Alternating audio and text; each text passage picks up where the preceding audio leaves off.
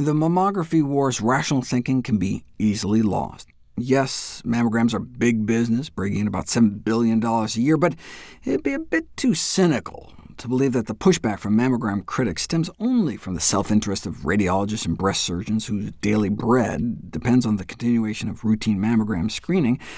It just makes intuitive sense that mammograms should work, but that's why we have science, so we can put things to the test.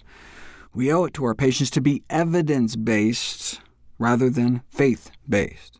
They deserve an objective analysis of the data.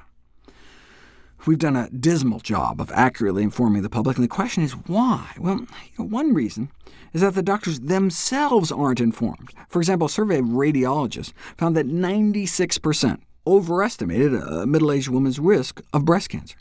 In one sneaky study, researchers called up gynecologists and pretended to be a concerned family member, asking for a phone consultation about the benefits and harms of mammograms.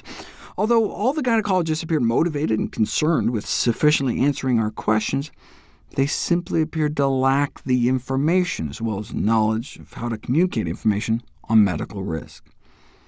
When doctors meet numbers, we cannot take for granted the ability of physicians to understand and interpret data and use it to the best advantage of the patient. An educational blind spot for physicians identified more than 80 years ago. In this study, for example, 151 practicing physicians were asked a series of multiple-choice and true and false questions to gauge their practical understanding of some key concepts.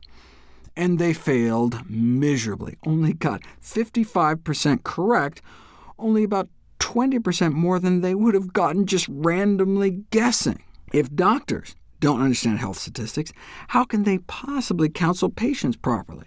There was a famous study in which 100 physicians were asked what the chances were of a woman actually having breast cancer if her mammogram came back positive. They gave them all the numbers so they could do the math. And 95 out of 100 not only got it wrong, but spectacularly wrong, off by 1,000%.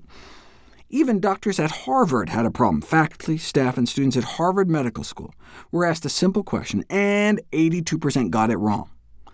That was a few decades ago, though. In an updated survey in Boston, only 77% got it wrong, an average of about 3,000% off, demonstrating medicine's continued discomfort with math. Only 12% of thousands of OBGYN residents were able to correctly answer two simple questions on medical statistics. What will the uninformed 88% of these residents say when their first patient asks about her chance of truly having breast cancer given a positive mammogram? And what's particularly frightening is that in some studies, those doctors most confident in their estimates were furthest away from the correct response, so they didn't even know that they didn't know. All these studies document the same phenomenon. A considerable number of physicians are statistically illiterate. That is, they do not understand the statistics of their own discipline.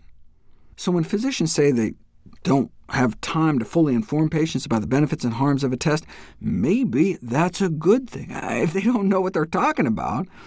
Instead, they may just talk about the benefits and skip the whole harms part, and so we shouldn't be surprised when 9 out of 10 women say, "Harms from mammograms? What harms?" while often greatly overestimating the benefits, whereas in fact the benefits and harms may be so evenly balanced that maybe we should just inform women and let them make up their own minds. But that's not what you hear from ad campaigns. They just tell women to do it, overstating the benefits, sometimes ignoring harms altogether, using persuasion instead of education, fear, guilt, whatever it takes. It's easy to sell screening, just magnify the benefit, minimize the harms, keep the actual numbers under wraps. I mean, studies have randomized hundreds of thousands of women to get mammograms or not, to put it to the test. What's the point if we're not going to share the results? We spend billions on these clinical studies, but fail to ensure that patients and physicians are communicated the results in a transparent manner. Maybe women should tear up the pink ribbon and campaign for honest information. How else can women make informed decisions? Instead, we get hospitals putting on mammogram parties. Maybe in addition to the appetizers, they should serve women balanced information to chew on as well.